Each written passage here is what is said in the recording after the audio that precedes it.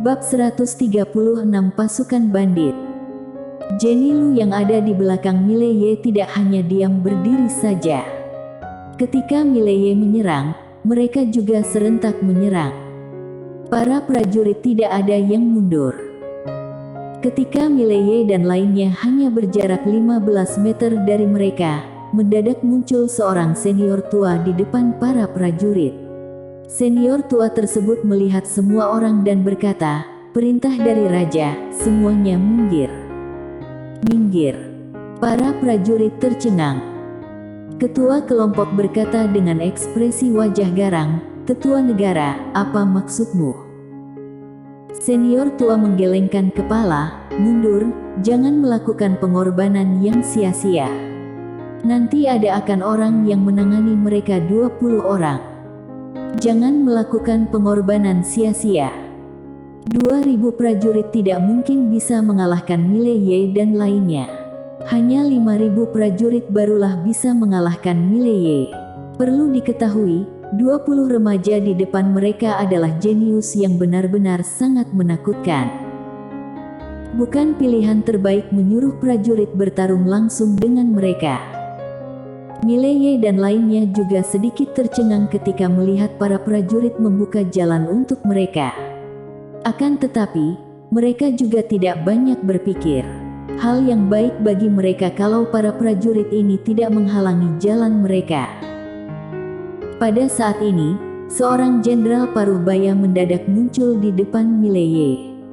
Dia memelototi Mileye, tanpa basa-basi langsung menusuk pedang ke arah leher Mileye. Seorang master alam kehampaan puncak. Mileye tidak bergerak. Ketika jenderal Parubaya itu muncul di depannya, tiba-tiba ada sebuah pedang menusuk ke arah keningnya. Seraas. Darah bermuncratan keluar. Jenderal Parubaya berhenti di depan Mileye, keningnya terus mengalir darah, seketika darah langsung berlumuran di wajahnya. Dia memelototi Mileye lalu berkata dengan tegas, "Orang kerajaan Tang tidak akan tunduk pada orang kerajaan Jiang." Mileye berkata dengan suara santai, "Ketika kalian menyerang keluarga Jiang dan membunuh rakyat negara kami, aku tidak berencana kalian menyerah, karena..." Dia diam sejenak lalu lanjut berkata, "Karena aku ingin membunuh kalian para penjajah." Usai berkata, dia memandang ke arah 2000 prajurit yang ada di depannya. "Siapa lagi? Tenang saja, satu seranganku ini akan langsung membuat kepala kalian putus, tidak akan merasakan kesakitan apapun."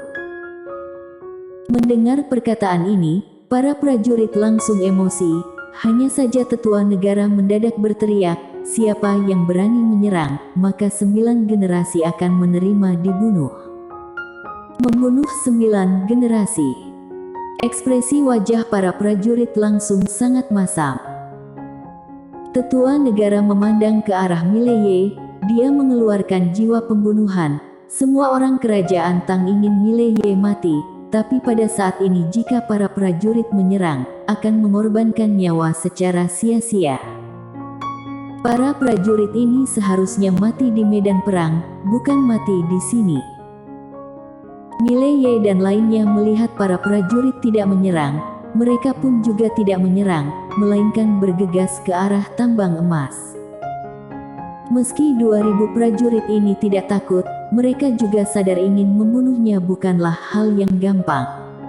Kali ini, mereka datang mencari uang, sedangkan membunuh orang adalah tambahan saja. Ketika Mileye dan lainnya masuk ke dalam gudang emas, Yeli dan lainnya langsung membelalakan mata. Tambang emas. Ada belasan kotak emas batangan di dalam tambang emas, meski masih belum dibuat menjadi koin emas, tapi tidak ada bedanya dengan koin emas.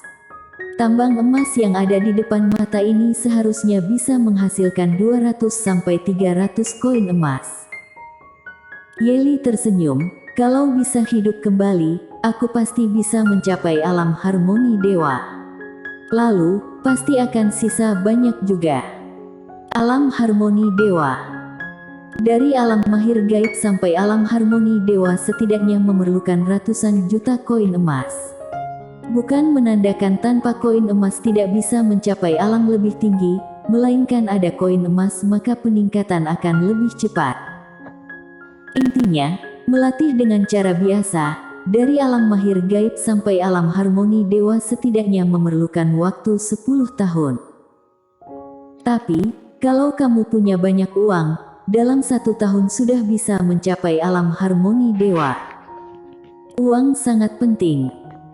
Beberapa saat kemudian, Mileye dan lainnya langsung mengambil segala benda yang ada di dalam gua. Mengambil dengan cepat. Hanya dalam waktu singkat, semua potongan emas sudah mereka ambil sampai habis. Kali ini, mereka benar-benar bisa kaya raya. Setelah mereka meninggalkan tambang emas, 2 tombak melintasi udara dan menancap di depan Mileye, kemudian muncul seorang pria di depan mereka. Pria itu menengadahkan kepala melihat ke arah Mileye dan Jenilu. Ketika dia mau berbicara, Mileye langsung lompat ke depan pria itu, kekuatan bumi menyelimuti seluruh badannya. Mileye menebas pedang ke arah pria tersebut. Jurus 1 pedang menentukan hidup dan mati. Jurus pedang terkuat. Ketika melihat jurus ini, ekspresi wajah pria tersebut langsung berubah. Dia ingin melawan, tapi dia langsung menyadari tombaknya menancap kuat di tanah. Dia ingin mengambil tombak, tapi hanya telat 1 detik. Boom! 1 serangan ini langsung menebas ke arah tubuh pria itu. Pembunuhan instan. Dia bahkan tidak sempat menahan. Seharusnya dia tidak sempat menahan. Mileye menyimpan kembali pedang hitam, lalu menyimpan 2 tombak yang ada di depannya. Karena 2 tombak ini adalah senjata spiritual kualitas super. Hansling melihat serpihan mayat yang ada di samping Mileye, lalu menggelengkan kepala berkata, dia adalah orang baik, datang mengantarkan senjata spiritual kualitas super. Jenilu bersiul, kemudian sekelompok serigala hitam muncul di depan mereka. Mereka langsung menunggangi serigala hitam. Ketika mau pergi, permukaan bumi langsung bergetar. Jenilu menengadahkan kepala melihat, sekelompok pasukan berkuda datang ke arah mereka. Pasukan berkuda ini sekitar 1.000 orang, masing-masing membawa tombak hitam, memakai armor hitam, bahkan kuda mereka juga memakai armor yang tebal. Gerakan mereka sangat serentak, bahkan gerakan langkah kuda juga sangat serentak. Pasukan berkuda kerajaan Tang. Mileye mengerutkan kening, dia pernah mendengar kehebatan dari pasukan berkuda kerajaan Tang. Karena pada waktu itu, 100 pasukan berkuda kerajaan Tang sanggup melenyapkan 3.000 prajurit kerajaan Jiang. Ini adalah kehebatan dari pasukan berkuda kerajaan Tang. Bisa dikatakan, pasukan ini adalah pasukan yang paling kuat di dalam kerajaan Tang. Perlu diketahui pasukan berkuda kerajaan Tang hanya ada 3.000 saja. Melihat aura pasukan berkuda ini, Yeli dan lainnya langsung serius. Sedangkan ekspresi wajah Jenilu tetap datar, seharusnya dari dulu sampai sekarang ekspresi wajahnya selalu datar. Pasukan berkuda ini tidak maju lagi, melainkan berhenti di depan Mileye dan lainnya dengan jarak ratusan meter. Posisi ini paling cocok untuk mereka langsung menyerbu. Pada saat ini, dari sekeliling muncul prajurit yang membawa panah dan memakai pelindung kepala berbulu angsa. Jumlah orang ada sekitar 10.000 orang. Para prajurit ini langsung mengepung Mileye dan lainnya. Tidak ada yang menyerang. Pada saat ini, pasukan berkuda membuka jalan dan muncul seorang pria membawa golok panjang di depan Mileye dan lainnya. Orang ini adalah Blade Xiahu, Master ilmu golok yang berusia 20 tahun. Ada belasan orang berperisai hitam di belakang Blade Xiahu. Jenilu yang ada di samping Mileye mendadak berbicara, orang mereka seharusnya sudah tiba. Mileye menganggukkan kepala. Dia tentu saja tahu orang yang dimaksud oleh Jenilu, seharusnya adalah para jenius dari peringkat seniman bela diri Kingzu dan para master hebat dari Central Land. Karena kerajaan Tang tidak mungkin menggunakan pasukan sendiri untuk bertarung mati-matian dengan mereka. Itu akan sangat merugikan. Suasana sangat tenang, pasukan kerajaan Tang dan Blade Xiahou tidak menyerang.